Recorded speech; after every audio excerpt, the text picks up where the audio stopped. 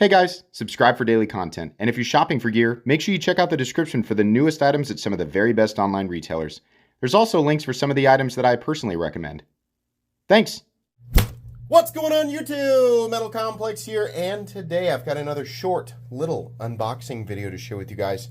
An extremely heavy box. I just opened it. It's a super heavy box, and it had 3 of these giant cases inside, and wouldn't you guess, it came from Tools for Gents and has some PMP patches here. I'm going to guess we're about to unbox something very large. Perhaps 3 of the same knife in different variations, or 3 different models. I don't know. These are huge. Thanks so much to Tools for Gents. It's been a long time since I've gotten anything from Tools for Gents, but I'll link them down in the description. You guys can check them out if you want. It does help my channel and use those links, but that's up to you. Thanks to my patrons for supporting me. Okay. I think they're all the same weight. Do we have any information? Oh, oh, no wonder. These are the production Ultimate Alpha Beasts. I thought I was done. I thought I finished this. You know, I realized the one I've had all this time has been the prototype.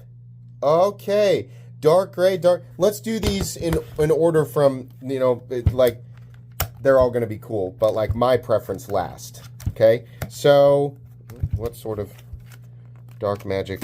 Oh my. Okay. So, moment of truth. How much different is this than the one I got? So first, if you don't know, I believe this is, they have the record for the thickest production folding knife ever. Not the thickest folding knife, the thickest production folding knife. I think these are 450 thousandths. Okay, so the first thing I'm noticing here, just looking at the tip, this is definitely going to be sharper, I think, than the one that I had. Okay, very nice. Oh, the edge is actually sharp. Okay, so the prototype that I have here somewhere, I wasn't ready. So oh no, here it is, right here. Okay, perfect. Nope, it's not there. The prototype that I had was so comically thick at the edge that there was no hope of it ever actually cutting anything. Look at the thumb studs on this. So this is very nice and absolutely feels completed. This feels night and day versus the prototype. The prototype has just been kind of like this fun, you know, I just realized it's in my overbuilt knife case. Here we go. So now, yeah, we can compare. Exactly, we compare these two side by side. All right, so prototype on the left, finished product on the right. They've decided to put the adjustment head. There's only one adjustment head, okay? This, I can't remember what I don't know if this is like actually staining because it's D2 or if I spilled something on it. I'm not sure. This is more of like a blasted finish, I think. Ultimate Alpha Beast. On this one, it's a lot. It's funny. Okay, so what we have is essentially the same shape. When it comes down to the edge, they decided not to do a compound grind, I guess. This edge was quite thick. I mean, hatchet thick would be putting it mildly. This is still very, very thick. The difference is, I can tell you right now, I'll get a piece of paper, but the ability for this one to slice was not... I'm trying. Not very good. It doesn't want to bite in. This one will probably bite almost immediately. Yeah. That's crazy. I mean, it's honestly crazy. Now, obviously, we're just slicing paper. I mean, you can make any edge, you know, slight. Like, you can sharpen any edge. The problem, of course, with something like this is if you're cutting into material, you're pushing the entire block, the entire wedge, right? And that is essentially an elongated hatchet head. But the finished product can definitely cut. It also, on disengagement, feels better. This was, yeah, a little bit gritty, but I mean, it was a prototype, right? And also closing it, like the pivot action. This is a little tighter, but it also feels a little smoother. I bet, yeah, so this will break in a little over time. I assume that these, well, I believe the goal was to have them made in Italy. Is that where we've decided to have these made? Let's see what the other ones look like. God, 3 of these. We'll have to get, I don't need 4 Ultimate Alpha Beasts. I don't need 4 of them. So obviously we're gonna have to do some giveaways. That's nice of them. I think they probably knew. Dark gray semi-mirror. Oh, hold on a sec. Let's. What do we got for this guy? Light gray Stonewashed. Okay, so maybe this is the one that looks like the one that I have. So, boy, they are all really. They don't want to open. Okay. Okay. All right. So this one's a little bit more shiny. Ugh, I like that. That looks good. Oh boy. Oh boy, I like that one a lot. Oh yeah, that's cool. I like that. It's nice. I'm just saying the same thing over and over again. The Stonewash actually looks really, really good. I know people are going to be disappointed that it's D2, and I get it, but at the same time, like for me, it's like it hardly matters. At this geometry, it hardly matters. But then again, it does, considering what they charge you for it. I feel like most people will be buying this for the novelty of a giant hulking overbuilt knife, and not because they're looking for the most honed cutting apparatus. But I think all thoughts on that are valid, right?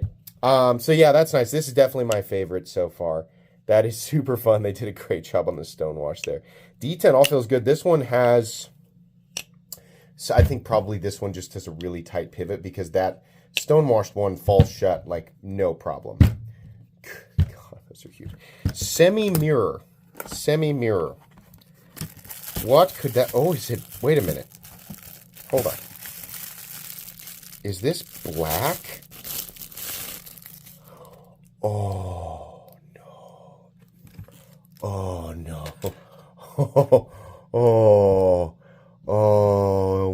Oh, my goodness.